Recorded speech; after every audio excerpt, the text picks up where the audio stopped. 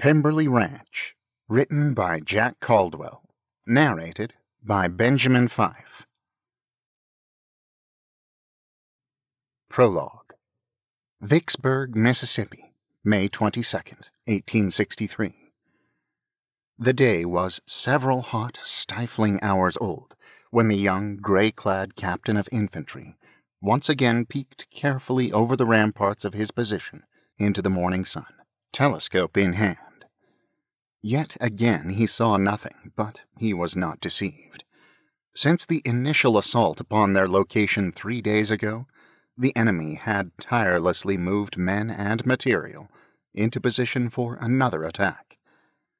The sounds of horses and cannon wheels had been constant since before daybreak.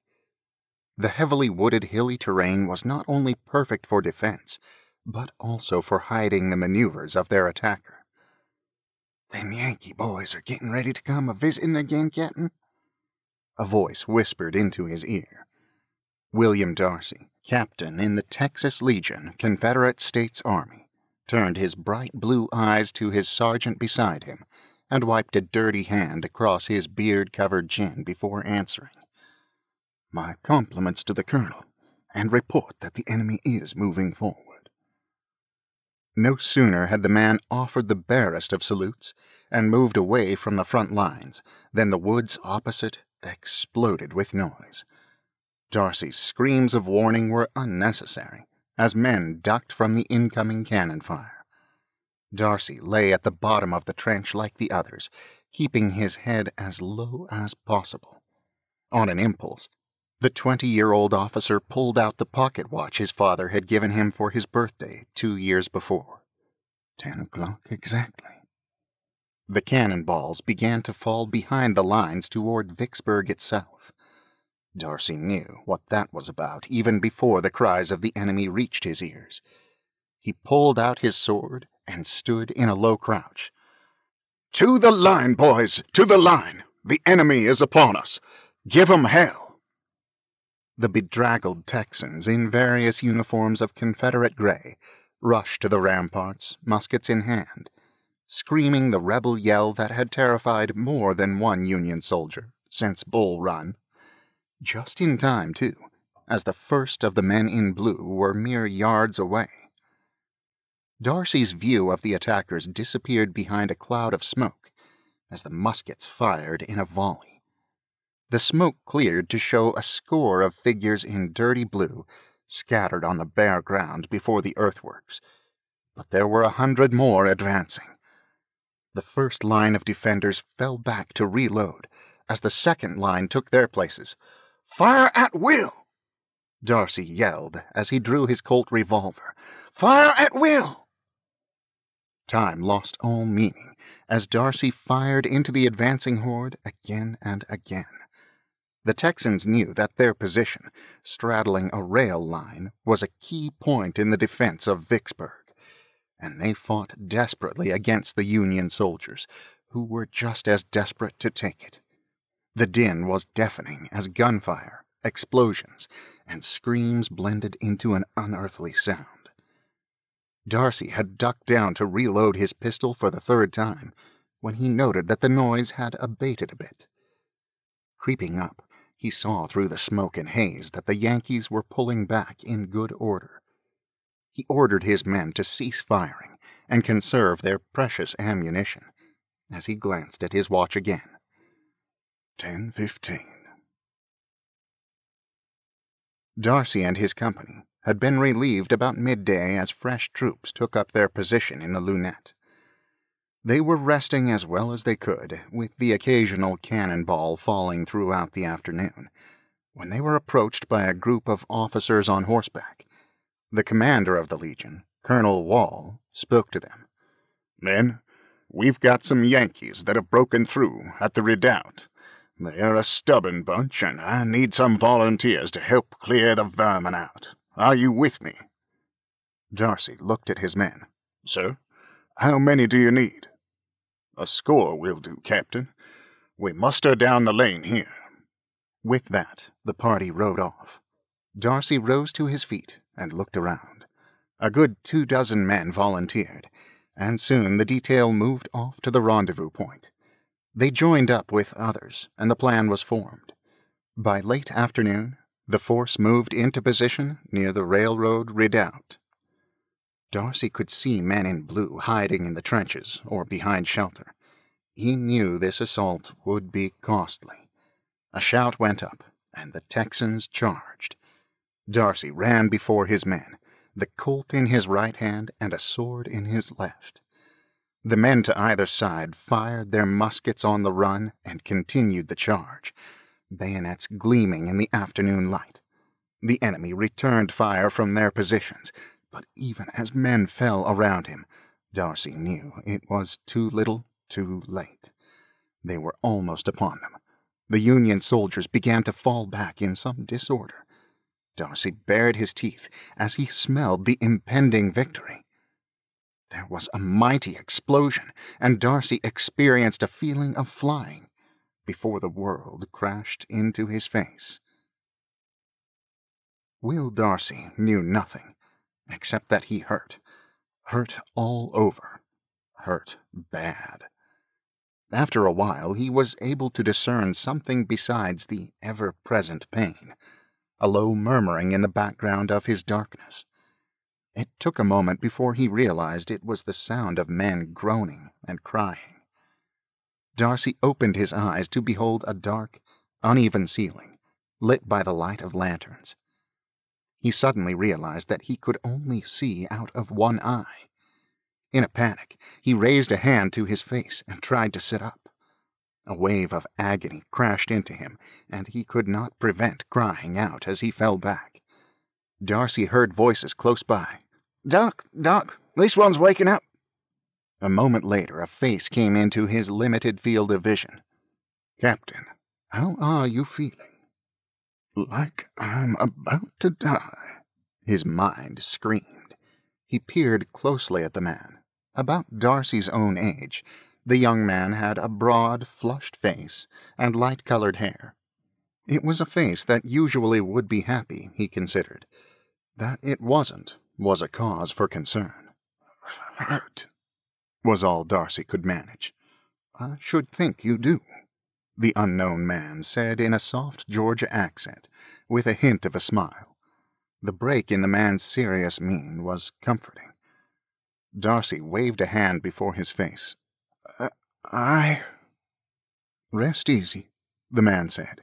"Your eyes are undamaged. You have a serious injury to your forehead, and the bandage must cover one eye.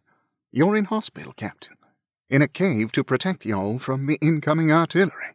Don't sit up," he cried as Darcy moved. "Do you want to lose that leg?" His patient lay still in fear. The man grew grim. "Good thing you were insensible when your men brought you in. I had to do a bit of digging to get all the shrapnel out. You've lost quite a bit of blood, Captain. We must keep your leg still and clean, or the gangrene may set in. Do you understand?" Darcy managed a nod, which only hurt like blazes. He determined he was speaking to a surgeon, as he could now make out the dried blood all over the man's apron. "Good." The doctor grinned in return. "I must see to my other patients, but I shall stop by later. Rest, sir, and you'll be up and walking again." As the doctor began to turn, Darcy fought to speak. "Thanks, Darcy."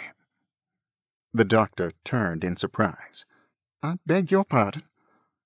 Darcy gestured again. "Darcy." "Ah," the man breathed in realization. "Captain Darcy, is it?" Darcy nodded. He smiled. "Charles Bingley, at your service." Meriton, Ohio, June 20th. "Beth! Beth, come back!" The 13-year-old girl disregarded her mother's voice as she ran out the back door. Almost blinded by her tears, she managed to reach the large chestnut tree next to the barn without running into anything. The girl threw herself against the trunk, her body shuddering in sobs. It was there her older sister found her, kneeling by the tree. Wordlessly, the blonde girl gathered her sister into her arms, their hair blowing in the breeze. "Beth, oh, Beth," she tried to console the child. "He can't be dead," Beth Bennet sobbed. "Samuel can't be dead. He can't be, Jane." "Beth," Jane began. "He promised to come back. You heard him. He promised." Jane bit her lip as she continued to stroke Beth's curly brown hair, her own tears quietly streaming down her face. She could hear her mother and sisters wailing in the house, an uproar that began a half-hour before, as her father read the words of that hated telegram.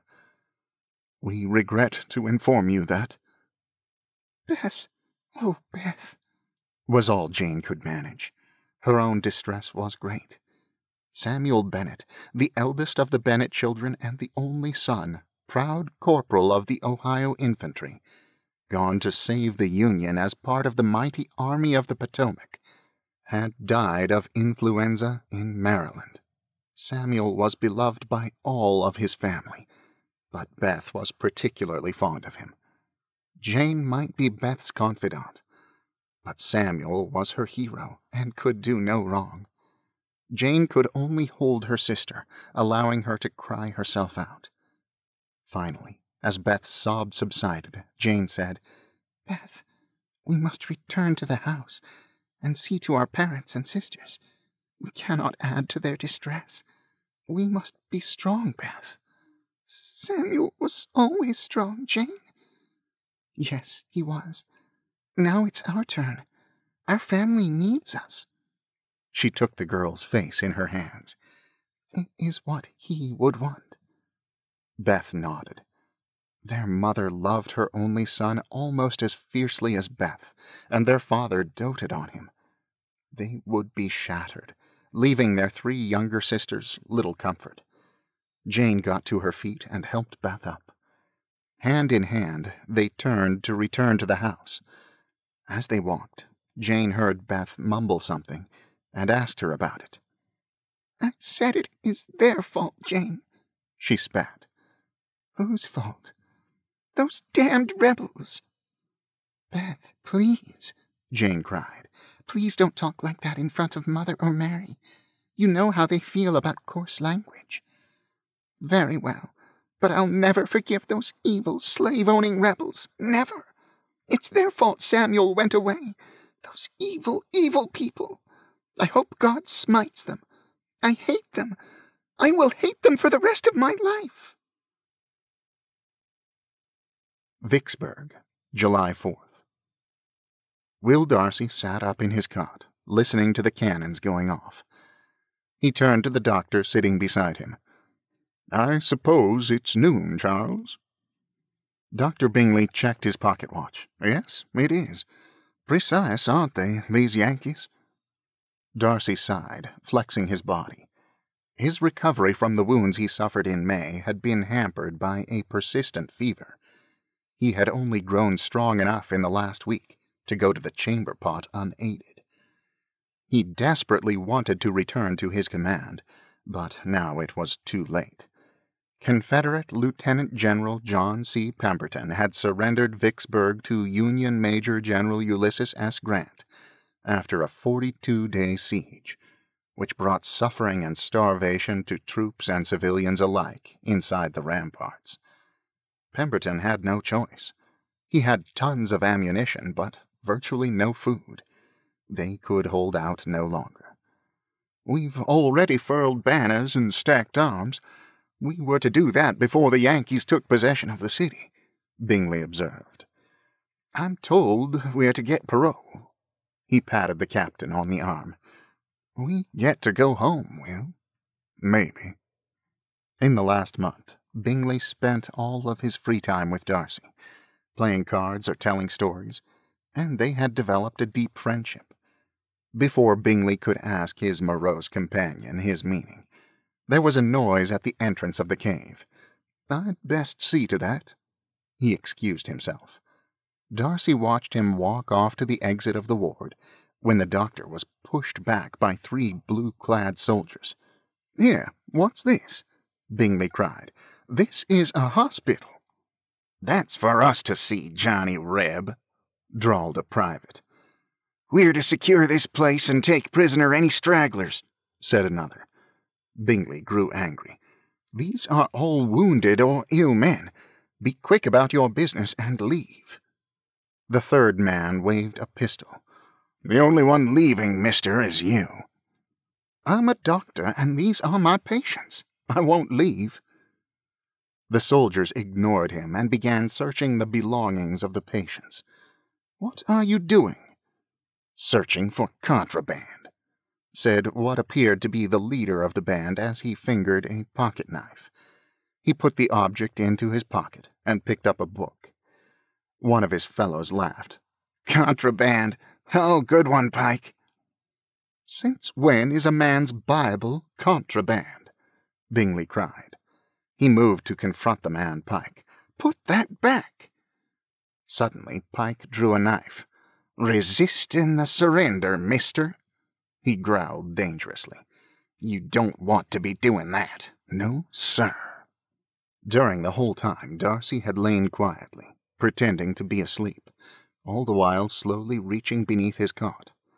As Pike gestured at Bingley with his knife to the enjoyment of his fellows, Darcy whipped out his saber and threw himself at their tormentors. Sweeping backhanded, he struck one on the head with the pommel, stunning the man before grasping Pike with his left arm about his throat, threatening him with the sword, and using him as a shield against the last soldier. Darcy stared at the third man with a cold, deadly look. "You will not threaten the doctor while I live." "Don't do anything!" cried Pike. "He'll kill me." "No, he won't," came a voice from the entrance to the ward. "Drop that sword, Johnny Reb." Darcy turned, forcing Pike between him and the new threat.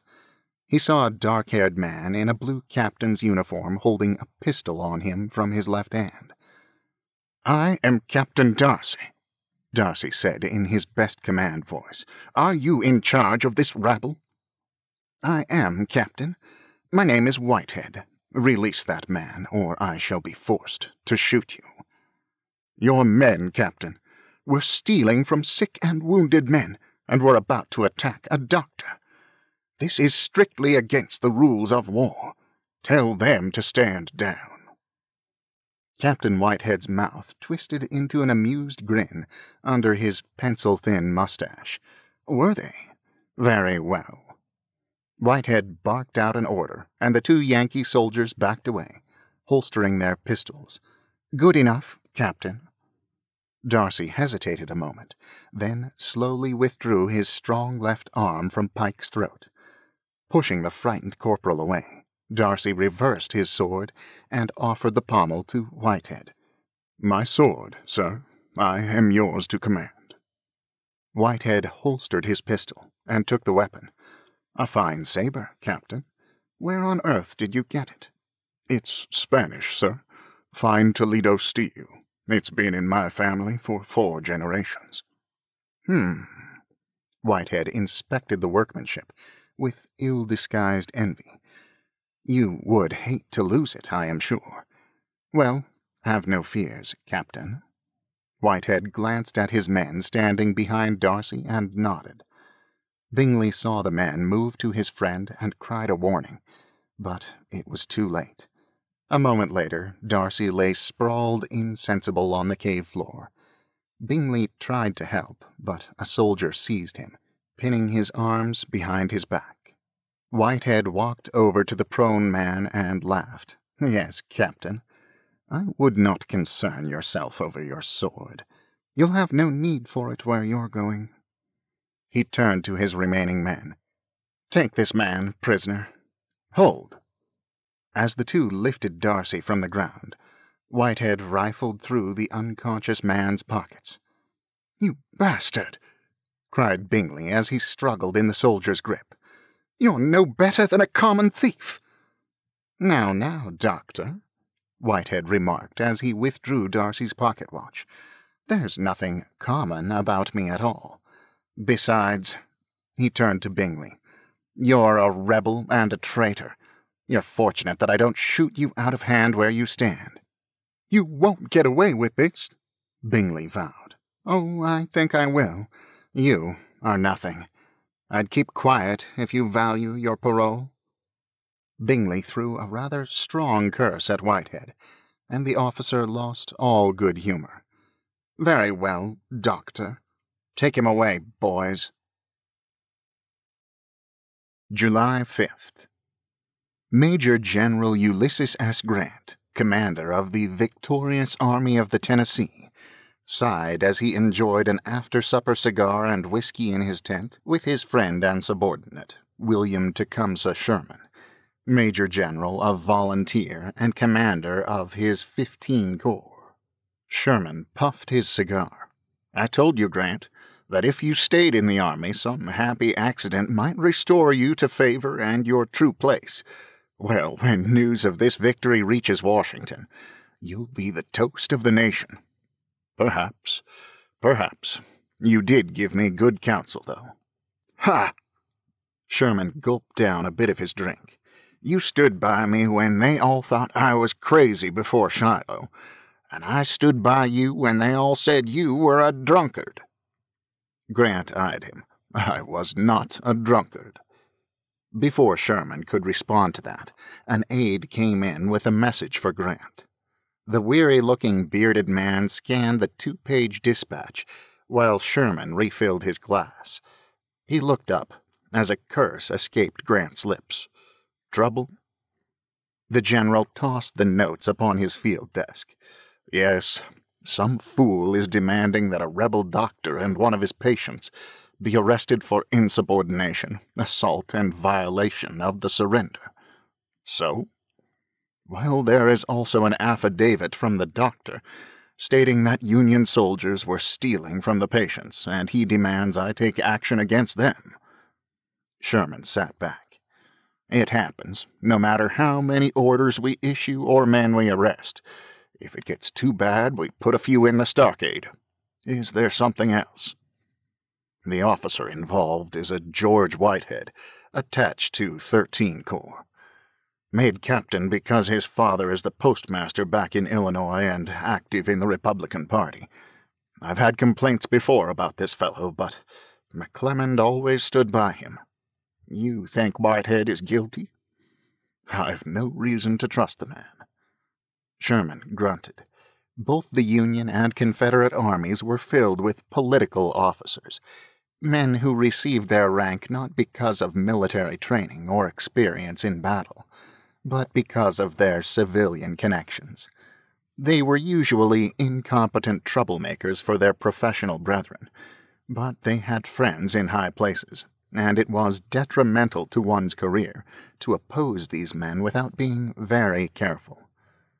The former 13 Corps commander, Major General John A. McClelland, had been just such a man, and it had taken Grant months to orchestrate his removal. Grant pinched the bridge of his nose with 2 fingers. "I finally got rid of McClelland, and now I must divest myself of another political officer. Damnation! I've a war to fight." "That was good work, shipping out that vainglorious fool," Sherman said as he took a sip of his whiskey. "Why not do the same with this bastard? Kill 2 birds with 1 stone. Eh? What's that? Whitehead. Have him escort his precious prisoners to prison camp with a letter requesting transfer. Let him be someone else's problem. Meanwhile, you don't have to try both Whitehead and those rebels." Grant sat back. "Sherman, I knew there was a reason I let you drink my whiskey." Jackson, Mississippi, 1865. It was the end of the line, and Darcy and Bingley climbed off the train in the early evening with scores of other veterans of the late war. All about the Jackson station was damage and disarray, evidence of the 5-year cataclysm from which the country was now trying to recover.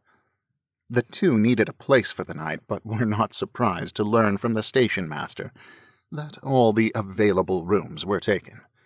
Once again, they had to face a night on the cold, hard earth, and they began to search for a spot relatively safe from thieves, when they came upon a campfire.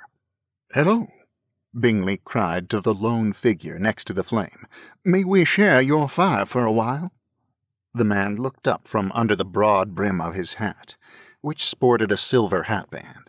He wore the uniform of a major of rebel cavalry, a sharp carbine rifle close to his hand. The light from the fire was reflected in his dark eyes. "Come on in, Georgia, you and your companion, and set a spell." Bingley and Darcy sat on the opposite side of the fire, and the doctor continued to speak. "Thank you kindly, sir. But how did you know I'm from Georgia?" The stranger chuckled. "I've an ear for accents. Am I right?" Bingley confirmed he was, introduced himself and Darcy, and named a small town in Georgia as his hometown. "My name's Fitzwilliam," said the major. "What brings you this far west, Dr. Bingley?" Bingley stared at the flames. "There wasn't much left for me back at my family's plantation, Netherfield." "I take it your place was visited by Sherman and his horde?" Bingley confirmed that his family home had fallen victim to Sherman's march to the sea. "And you, Mr. Darcy, where do you hail from?" "Rosings, a little town west of Fort Worth." Fitzwilliam grinned. "Always a pleasure to meet a fellow Texican. I'm from Nacogdoches myself." Darcy narrowed his eyes. "Nacogdoches? You're wearing the uniform of the Virginia Cavalry, sir." "You've a sharp eye, Mr. Darcy. No, I didn't steal these clothes, though I did help myself to this here carbine from a Yankee trooper who had no further use for it. Help yourself to some coffee, and I'll tell you my tale." The two helped themselves to the pot. The steaming black concoction had more acorns and leaves in it than coffee, but at least it was hot. "I was orphaned at a young age, and was raised by relations on a cotton farm near Nacogdoches. My uncle had some connections in the army from the Mexican War, so I got a commission to attend the Virginia Military Institute. I was there when the war broke out and followed Stonewall Jackson to take on the foe. Riding suited me better than walking, so I hooked up with Jeb Stuart. Rode with him from Manassas to Gettysburg to Yellow Tavern." He lifted his mug. "Here's to you, old Jeb. May you rest in peace." Darcy and Bingley had a bit of food and offered to share it with Fitzwilliam. As they ate, they told stories of their war experiences. Fitzwilliam did most of the talking, as Darcy and Bingley were particularly quiet about their time as prisoners of war. Finally, Fitzwilliam asked, "So, what are your plans, Dr. Bingley?"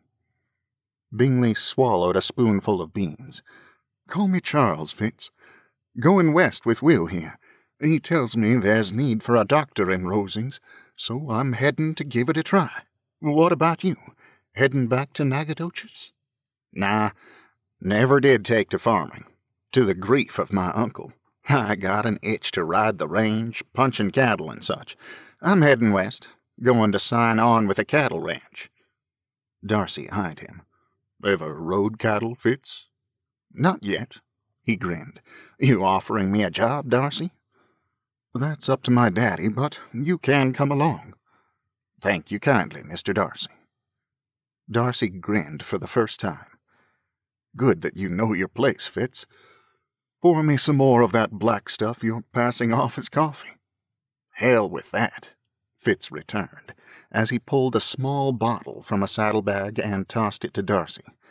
"Take a snort of this." "Holding out on us, Fitz?" asked Darcy, as he took a swig. A moment later he coughed down the rot-gut whiskey, to Fitz's and Bingley's laughter. "Had to have a reason to celebrate. I've a feeling we're going to have interesting times, Darcy." Meryton, 1868. After church on Sunday, Thomas Bennet looked on his family as they ate the midday dinner. Jane at 20, his surviving eldest and in the full bloom of her beauty. Elizabeth, his darling Beth, 18 and as free-spirited as ever. Mary, almost 17, and as serious as Beth was playful. Kathy, 13, and on the cusp of womanhood. And Lily, the baby, a very pretty and precocious 12, and her mother's delight.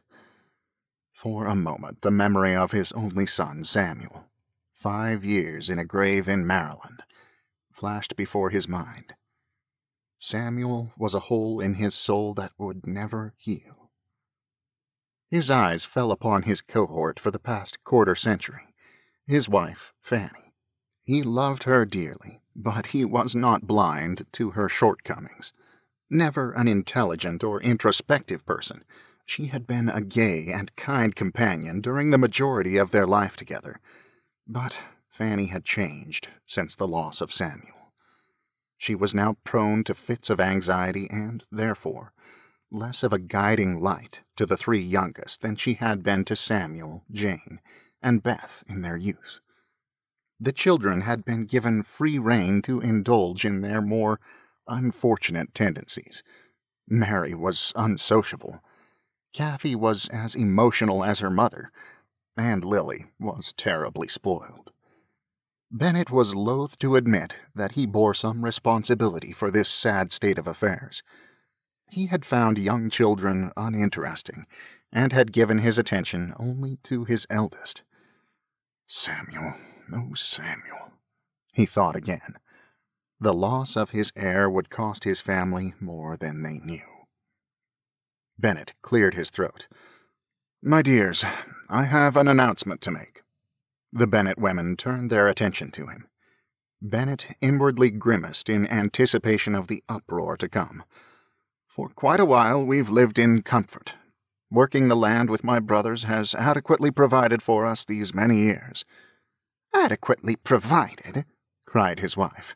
"It's all right for you to say so, Thomas, if you believe having 5 unmarried daughters with no dowry to speak of adequate, or even enough money to have but 1 store-bought dress each, but I don't believe it is so."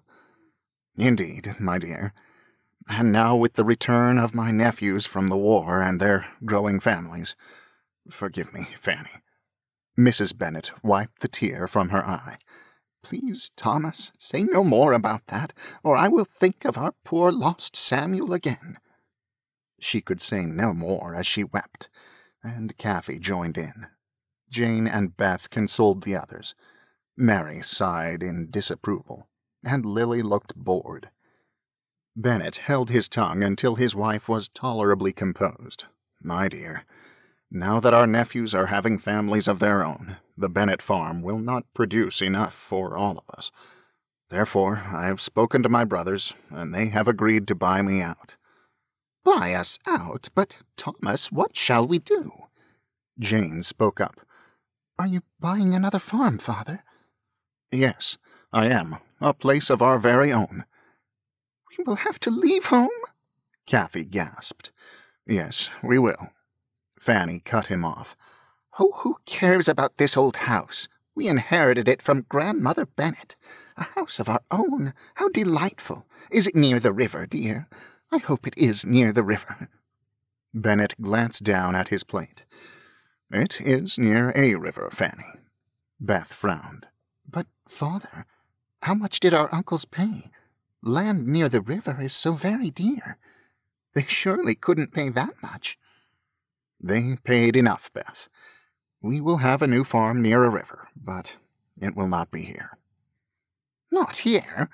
Mrs. Bennet looked at her daughters. "But where? Is it nearby?" "No, dear." That got Mary's attention. "We will have to change churches?" "I am afraid so, child." "I know," Mrs. Bennet claimed. "You always knew I favored the next county. So lovely, and I have family there." "Pooh! I don't care for them," cried Lily. "Last time we visited, the boys pulled my hair." "That was 3 years ago," said Jane gently. "Surely they will be kinder now." Bennet raised his voice. "Please, enough of this. We are not moving to the next county." The women all stared at him. "I have found a wonderful place where we can grow vegetables and corn almost year-round and still have room for cattle." Year-round? Thomas, you tease me. One cannot grow vegetables in Ohio in winter. One can in Rosings. Rosings? I never heard of such a place. Where in Ohio is this paradise? Bennet took a breath. It is not in Ohio. It is in Texas. Bennet was surprised. The room was quiet much longer than he anticipated, but the explosion that followed was all he expected. Texas! Beth cried again for the countless time. How can Father make us all go to Texas? Jane sighed as she brushed Beth's hair, their nightly routine before bed. He's doing the best he can. The farm he described is large enough to take care of all our needs. We'll have farmhands to help. It sounds delightful.